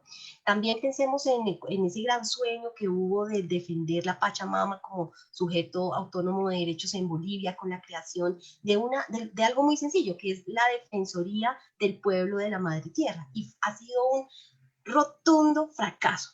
Entonces yo lo que creo es que si ya el ámbito constitucional y los escenarios de reivindicación y justiciabilidad de derechos en el ámbito de los derechos humanos está avanzando hacia la justiciabilidad del derecho ambiental, eso lo vemos en Comité de Derechos Humanos de Naciones Unidas. Condenó a Paraguay por el tema de las fumigaciones, ¿basado en qué? En derecho a la vida. Entonces, si ya encontramos ese nexo causal allí, si ya Corte Interamericana dijo en la sentencia del caso Lancajonat este año de Argentina, condena al Estado argentino por violación del artículo 26, que es de derechos económicos, sociales y culturales, lo que en mi opinión es seguir esa vía, fortalecer el ámbito constitucional, fortalecer la justicia de derechos humanos y abandonar la idea de los tribunales. Gracias. Muchas gracias, Diana. Doctora Maya. Gracias, doctor Felipe. Sí, yo realmente tengo una opinión un poquito más optimista, digamos. Yo creo que la justicia en sí misma es limitante. La justicia en sí misma, como hoy está, como siempre ha estado, la justicia es limitante, siempre hay unos requisitos, siempre hay unas condiciones de procedibilidad, entonces que la conciliación, bueno, un poco de cosas que nos inventamos. Yo creo que eso es inevitable, digamos, eso es un escenario, digamos, que no se puede soslayar. La justicia en sí misma es limitante. En segundo lugar, es limitante una especialidad, una especialidad. Yo no creo, digamos, con el mayor respeto, y me parece muy valioso, digamos, la experiencia práctica, real, de la vida real, tanto de Alejandra en Chile como de Diana en México. Esas son experiencias que hay que mirar, digamos, la posibilidad de una justicia especializada está en la dirección de mejorar la calidad de las decisiones, no en no tomar decisiones y en aplazar decisiones. Entonces, a mí me parece que depende de la forma como quede diseñado el modelo colombiano. Ahí estará la respuesta a si promovemos que el juez agrario y ambiental, pues sea el mismo juez de hoy en día, pues por supuesto que será limitante, pero a mí me parece que una especialidad de estas debe ser una especialidad itinerante, que vaya a los municipios con una enorme posibilidad de acercarse virtualmente. Hoy en día esta pandemia, digamos, aceleró todos los procesos, pero nos puso a pensar en si es necesario en la oficina de las cuatro paredes, el acceso, y yo por eso estoy en la idea de que tener un juez con mayor conocimiento en agrario, en ambiental, pueda ser un juez integral que lea la realidad del país. Es un tema de especialidad, digamos, así como el experto en derecho penal, pues es el que llega a la Corte Suprema Sala Penal en la mayoría de los casos, o el administrativista llega a la sección tercera, al Consejo de Estado, a la primera.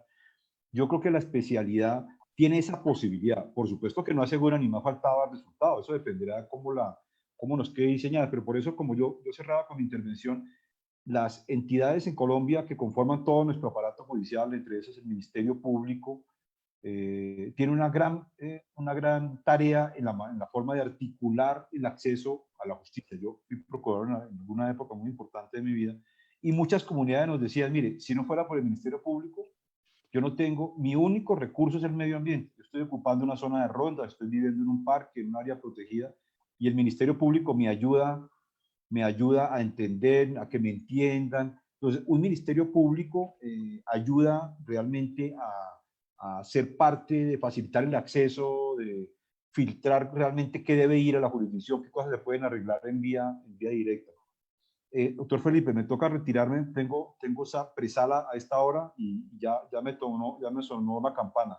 Les agradezco mucho, qué bueno haber disfrutado de Alejandra, el modelo chileno. Por allá alguna oportunidad conocí Valdivia, el Tribunal de Valdivia, y tuve la oportunidad de entender, me encanta ese modelo, ni más faltaba. Me ha gustado enormemente el aporte de Diana, digamos que es la otra forma de entender el tema, ¿no?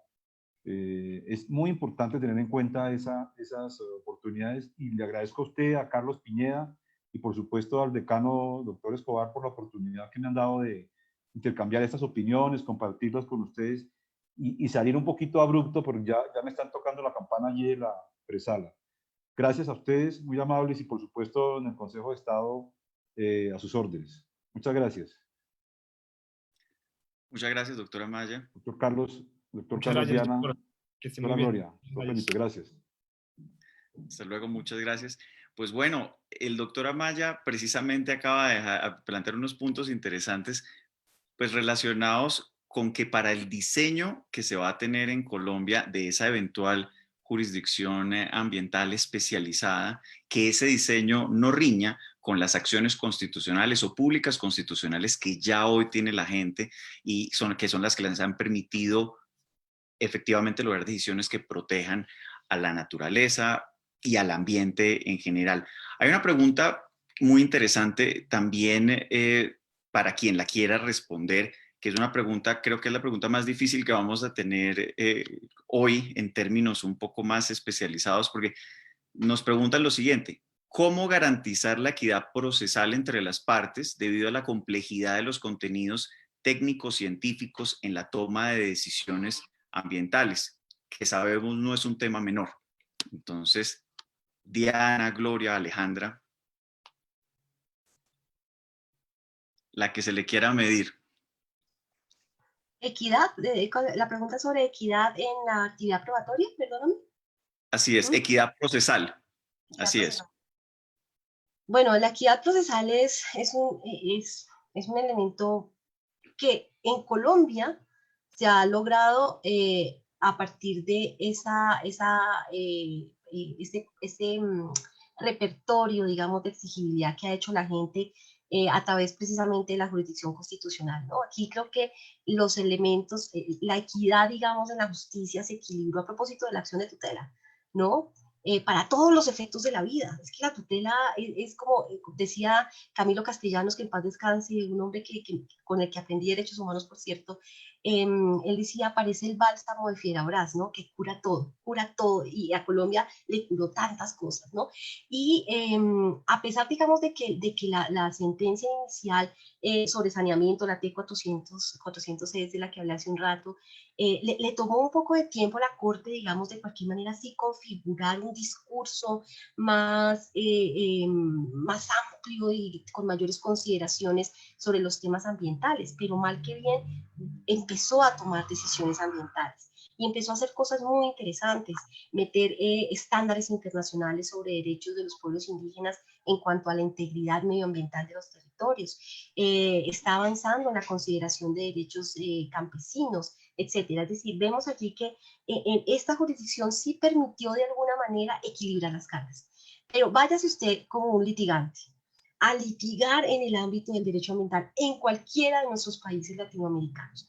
El primer elemento es sepultar al operador judicial con estudios generalmente en inglés, ¿no? Sepultarlo, o sea, enfréntese a un proceso de esos. Yo lo pude vivir hace unos años y cuando he acompañado casos en otros países, a mí me sorprende ese peso además psicológico que tiene en ese litigio que realizan las empresas fundamentalmente de sepultar al juez y llevarle carros y carretillas llenas de esos elementos probatorios, presumiblemente probatorios, en los cuales en el fondo se está resolviendo una cuestión que tiene que ver con qué es lo cierto o cómo se construye una verdad ambiental o cómo se construye la idea de un daño ambiental.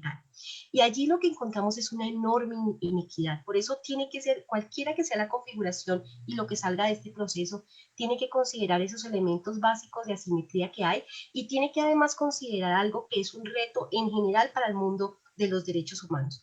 Hay un derecho en particular que no ha sido discutido en el core, digamos, fuerte de los derechos y es el derecho a la ciencia, el derecho a garantizar los beneficios de la ciencia. Se reconoce en el Pacto de Derechos Económicos, Sociales y Culturales, artículo 15, ha tenido interpretación el primer apartado y el último, el que tiene que ver con producciones científicas y el que tiene que ver con derechos culturales, pero nunca se ha interpretado, salvo por la relatora sobre derechos culturales, el derecho a beneficiarse de los procesos científicos, ¿no? Yo creo que cuando entremos allí y cuando el debate sobre el saber científico pueda articularse a los otros saberes que tiene la gente en los territorios, tal vez allí sí logremos pensar en una equidad en términos probatorios, pero tenemos que primero desarrollar, digamos, esa reflexión.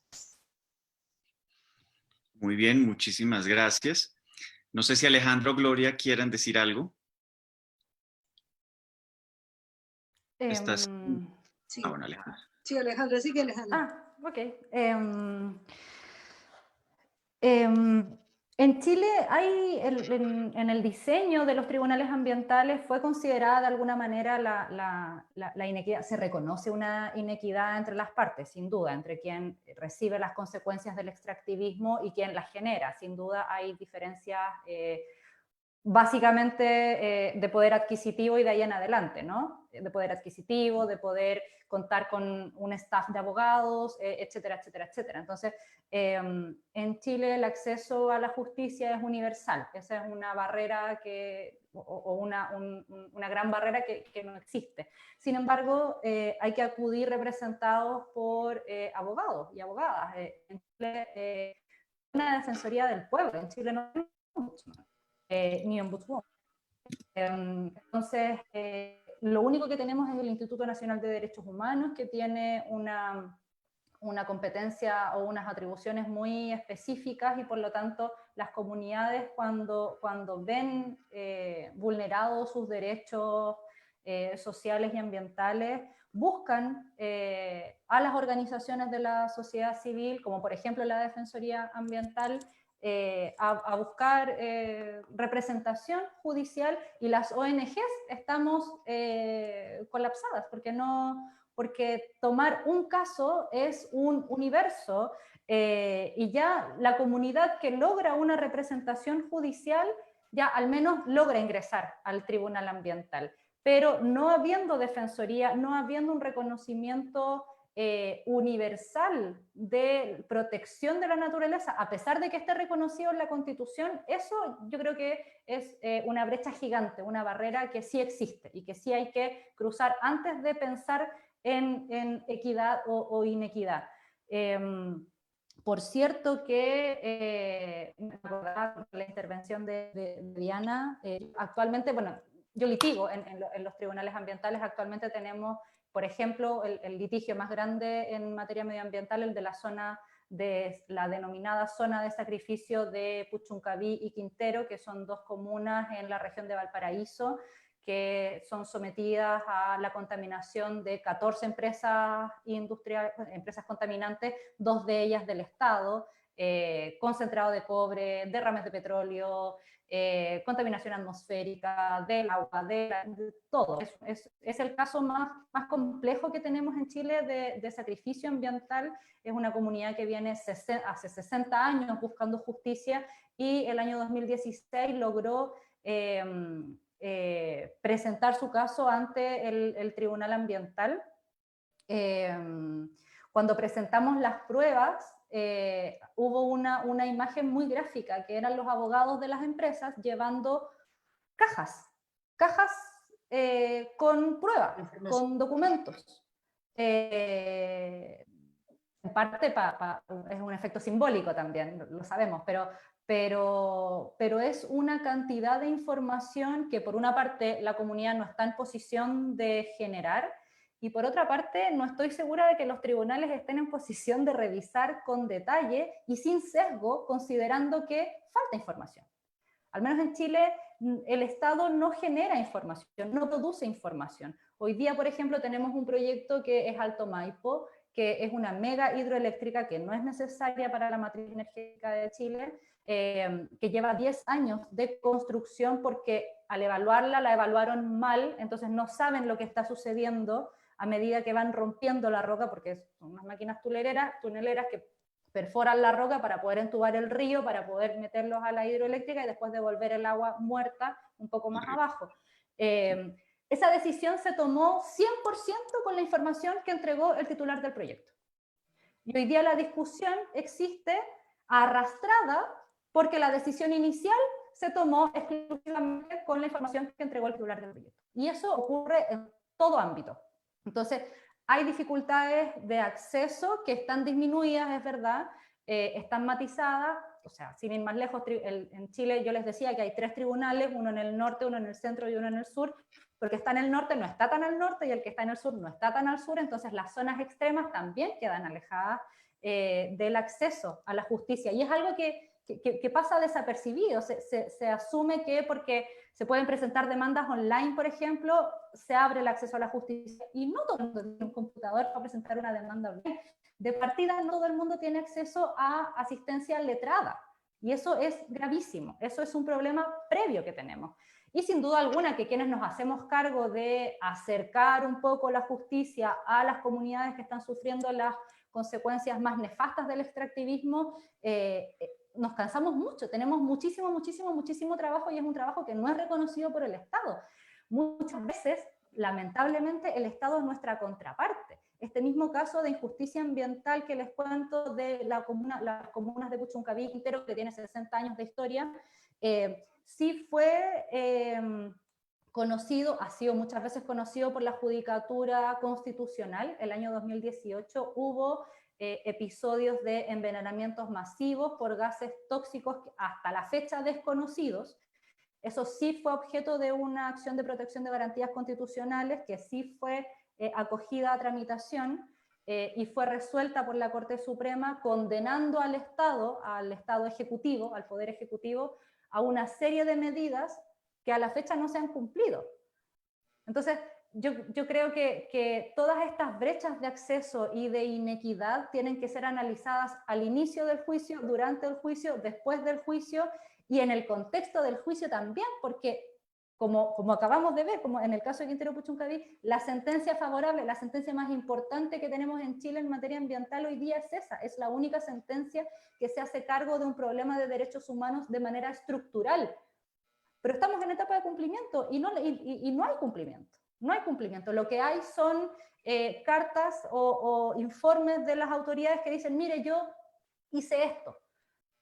Para esta medida yo hice esto. Pero la gente continúa respirando veneno, continúa tomando agua envenenada. Y esa es una situación así de estructural que yo creo que requiere elementos estructurales para resolverse.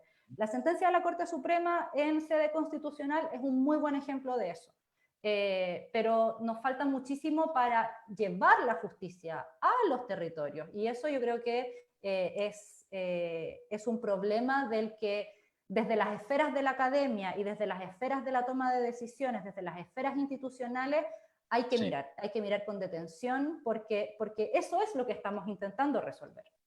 Ok, gracias Alejandra. Muchos elementos en común con Colombia y con Hidroituango. Gloria, no sé si querías añadir algo antes de entrar a la última ronda. Yo quería añadir simplemente lo siguiente. Esa discusión la dimos con el profesor, con el magistrado Ciro Angarita, con la doctora Beatriz Londoño y con Fundepúblico cuando se iba a reglamentar las acciones populares. O sea, duramos 5 años detrás de toda esa discusión.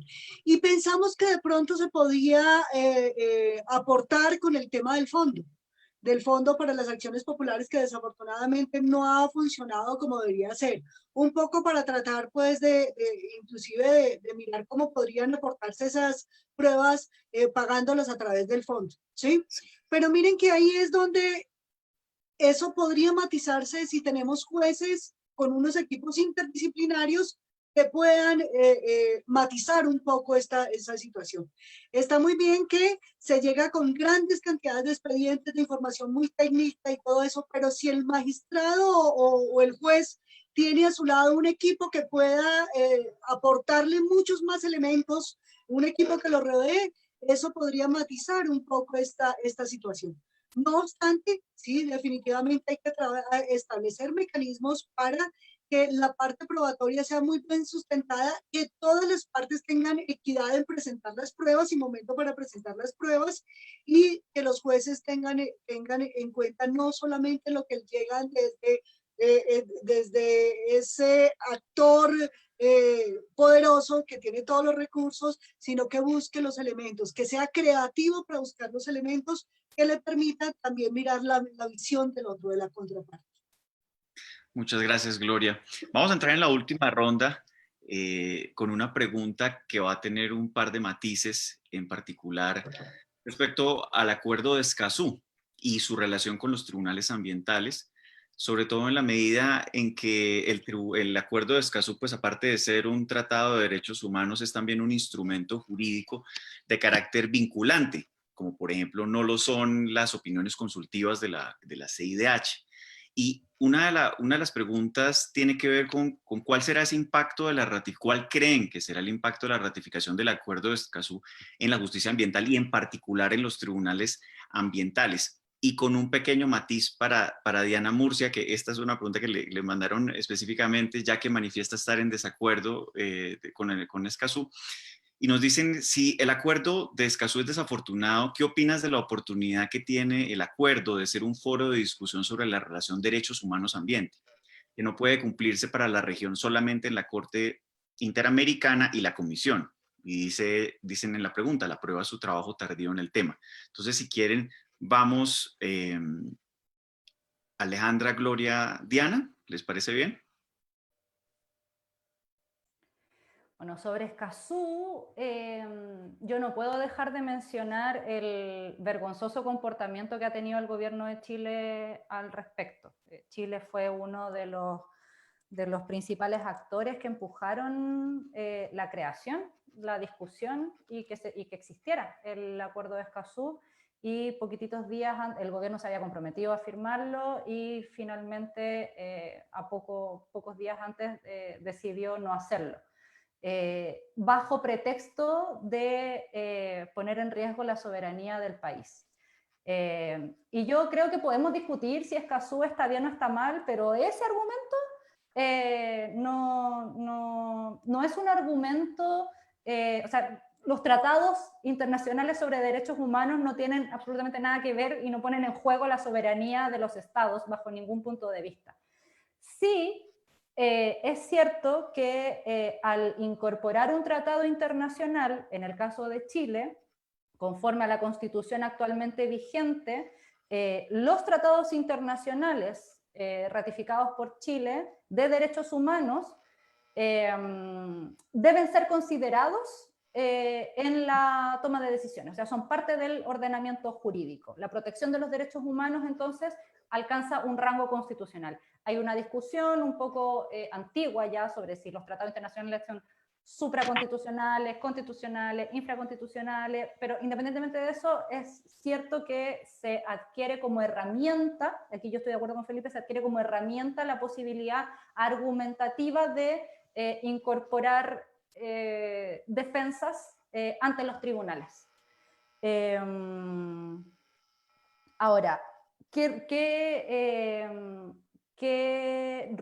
vínculo tiene esto con el cumplimiento o con el rol de los tribunales ambientales? Yo creo que funciona como una herramienta. Si bien es cierto, Escazú lo que busca es regular o garantizar los derechos de acceso a la justicia ambiental, no todos ellos están correctamente reconocidos o ejecutados en Chile. Hay información, sí, hay una ley de acceso a la información pública. Efectos sí tienen muchísimos efectos. Por ejemplo, en tema de salmones, en Chile hay un desarrollo de salmonicultura gigantesco que explota los mares australes. Los salmones no son de ese ecosistema, son especies invasoras, son carnívoros, depredan el territorio, depredan los ecosistemas, y cuando se le pregunta a las salmoneras, a través de la ley de transparencia, cuáles son los antibióticos que usan, por ejemplo, para que la ciudadanía pueda saber qué es lo que está comiendo cuando come salmón, se arguye que esa información es información delicada que puede poner en juego los derechos económicos o comerciales de las empresas. Entonces se tiene que llegar a la Corte Suprema en un proceso de, no sé, 4 años para poder acceder a la información. Entonces, funciona como herramienta y también funciona a nivel simbólico porque es un tratado, y esto yo creo que hay que señalarlo, es un tratado de derechos humanos que reconoce el derecho a la defensa.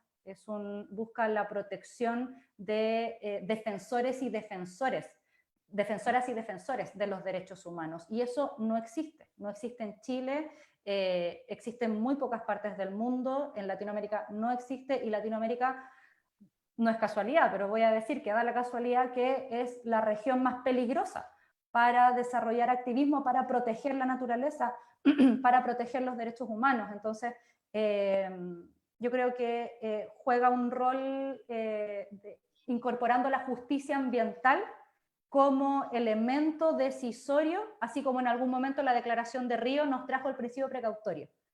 Ok, muy bien. Gloria y Diana me dicen que tenemos que ser muy puntuales con las respuestas por temas de tiempo, entonces les agradezco. Gracias, Ale. Perfecto. Bueno, yo creo que hay muchas cosas que son positivas. No solamente el hecho de que ya tenemos una legislación y que tienen muchas leyes sobre participación ciudadana y que tenemos la Constitución. Yo creo que Escazú nos da nuevos elementos que nos permiten, en primer lugar, contar con una seguridad jurídica y seguridad jurídica para todos los sectores. O sea, no solamente para los litigantes en materia ambiental.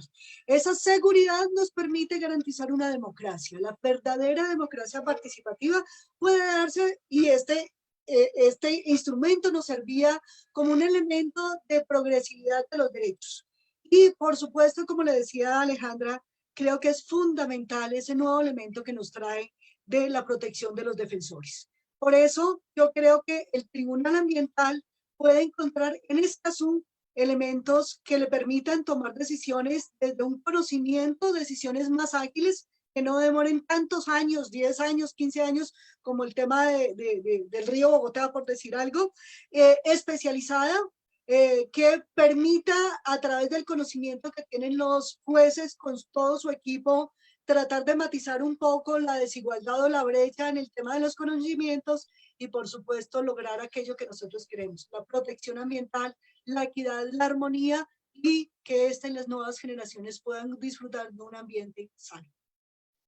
Gracias, Gloria. Diana. Bueno, intentando ser lo más puntual posible. En primer lugar, yo siento que ya en este momento de desarrollo del derecho internacional de los derechos humanos, me parece que es inadecuado hablar de instrumentos vinculantes y no vinculantes, así como es inadecuado ya hablar de derechos de primera, segunda o tercera generación. Finalmente, la recepción nacional que tenga una cláusula internacional que incluso pueda estar en uno de estos instrumentos del soft law, ya echa al piso, digamos, la discusión sobre vincularidad o no. Por ejemplo, en Colombia, en teoría, no es vinculante la Declaración de Naciones Unidas sobre Pueblos Indígenas porque el Ejecutivo no lo quiso ratificar. No obstante, la Corte sí lo ha incorporado como un criterio auxiliar de justicia, y lo mismo está pasando con derechos de los campesinos, etcétera. Y aquí una claridad: las opiniones consultivas de Corte Interamericana sí tienen un carácter vinculante en razón de lo que dice la Convención Americana de Derechos Humanos. Entonces, si el objetivo es buscar seguridad jurídica, nosotros yo creo que no sería como el elemento de discusión central, sino si nosotros ya tenemos estándares, yo creo que ya tenemos esos estándares ahí, y son estándares súper fuertes. La evidencia, ya hay medidas cautelares de la Comisión Interamericana en materia de impacto a derecho a la vida con base en situaciones de contaminación, en relación a un caso de un río en Guatemala, otro río en México, y ya tenemos la sentencia argentina, y ya tenemos del Comité de Derechos Humanos una sentencia en relación con Paraguay. Es decir que, digamos que el nexo ya, la interrelación entre medio ambiente y derechos humanos ya está más que probado. En segundo lugar, una nueva ley no garantiza nada. Yo creo que hay un informe muy interesante de Naciones Unidas, es el informe Estado de Derecho Ambiental, primer informe global, y ahí se dice: aunque el volumen de leyes ambientales se ha multiplicado por 38 veces desde 1972, hay una incapacidad global de cumplir con esas disposiciones. No necesitamos un nuevo tratado. Pero lo que pasa con Escazú es que Escazú ya entró en el mundo de la mitología. ¿Por qué razón? Porque hay razones a favor y razones equivocadas en contra. Las razones en contra: Perú está diciendo: nosotros no vamos a ceder nuestra soberanía en la Amazonía, y este es un instrumento que acaba con nuestra soberanía. Nos acaba de decir Alejandra que en Chile dijeron lo mismo. En Paraguay, el arzobispo de Asunción dijo hace un año largo, y lo cito: esta es una amenaza proveniente de Naciones Unidas que apunta a imponernos la aceptación del aborto, la ideología de género y la eutanasia. Entonces vinculó Escazú con el aborto. Entonces, y ya en un escrito que tienen aquí los ganaderos de Colombia, donde dice que se titula El veneno de Escazú, entonces dicen que Escazú va a acabar con la propiedad privada. Y resulta que yo lamentablemente estoy en la arena que dice no a Escazú, que le veo graves problemas, pero no por ninguno de esos horrorosos argumentos, sino sencillamente porque yo creo que para hablar de Escazú hay que leer a Escazú. ¿Y qué es lo que dice Escazú? Por ejemplo, en términos de acceso a la información, establece excepciones para el acceso a la información ambiental.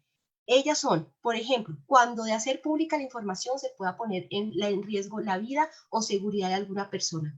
Este es un argumento que yo he visto en Ecuador, en varios países en los cuales se dice: usted no puede tener acceso a la información aquí, por ejemplo, sobre cultivos modificados genéticamente. Si nosotros decimos dónde están ubicados cultivos modificados genéticamente, van a ir y van a quemar los cultivos y van a acabar con el que los siembra. Y no te dan la información entonces. Ese es un caso, por ejemplo, que también se verificó en Chile con el tema de los apicultores en relación al tema de siembra de OGMs. Entonces, aquí ya por esta vía el 50% de la información en materia ambiental negada. Y si uno sigue leyendo, porque sé que no tenemos tiempo, pero si tú sigues leyendo las excepciones, Escazú termina siendo nugatorio el acceso a la información en materia ambiental. Por lo tanto, Escazú es un instrumento regresivo de derechos. Muchas gracias, Diana. Para terminar, quisiera decir que, bueno, estuvo muy interesante escuchar, y es lo bueno de la academia, escuchar diferentes posiciones para ver el cuadro completo. Yo creo que sí es necesario recibir todos estos diferentes aportes, tanto en el marco nacional como internacional, para así integrarlos y tal vez poder avanzar en la construcción de una justicia integral ambiental, que creo que es hacia donde vamos, al margen de donde provengan los desarrollos. Con esto quiero darle el paso a Carlos Piñeda, que nos va a hacer una pequeña cuña sobre sobre la Clínica de Derecho Ambiental, y posteriormente a nuestro decano, el doctor Carlos, para que dé cierre a este evento. Muchas gracias. Felipe, muchas gracias. Simplemente quería agradecerle a nuestros panelistas, Alejandra, Diana, doctora Gloria Amparo y al doctor Amaya, que desafortunadamente se tuvo que retirar, y, digamos, reiterarles el llamado que desde la Universidad del Bosque, el programa de Derecho y la Clínica Interdisciplinaria y Legal del Medio Ambiente y Clima, estamos fomentando estos espacios para el debate y para que desde la diferencia podamos fomentar unas discusiones que nos lleven a buscar soluciones a estos problemas tan críticos que tenemos hoy en día. Entonces, simplemente quería dejarles ese mensaje y proponerles la oportunidad de que sigamos trabajando en conjunto y que Clima sea un espacio articulador de estos escenarios, e invitarlos también a que nos sigan en nuestras redes sociales en @climaunbosque, donde podamos también tener espacios para el intercambio. Más allá de eso, simplemente quería agradecerles y darle la palabra a nuestro decano. Doctor Escobar, muchas gracias. Muchas gracias, Carlos. Muchas gracias a los expositores, al profesor Felipe. Tremendo tema. Y creo que ahora sí nos damos cuenta, y los que están acá pendientes, llegamos a más de 100 personas participantes, notan por qué la academia sí le toca estar hablando. Porque cuando uno mira los medios de comunicación y se basa solo en el scrolling de mirar por ahí noticias, pues puede terminar rápidamente en un oscurantismo del que no va a salir fácilmente, porque una de las características del oscurantismo es que se arraiga como una fe y como una creencia. Todo tipo de oscurantismo tiene esa característica, tiene una virulencia peor que la del COVID. Entonces, la única forma de que salgamos de esa virulencia es poder generar espacios de debates de ideas, serios, transparentes e informados. Acá no hubo un comité de aplausos a un proyecto, acá hubo reflexiones razonadas y reflexiones inteligentes, reflexiones en suma académicas.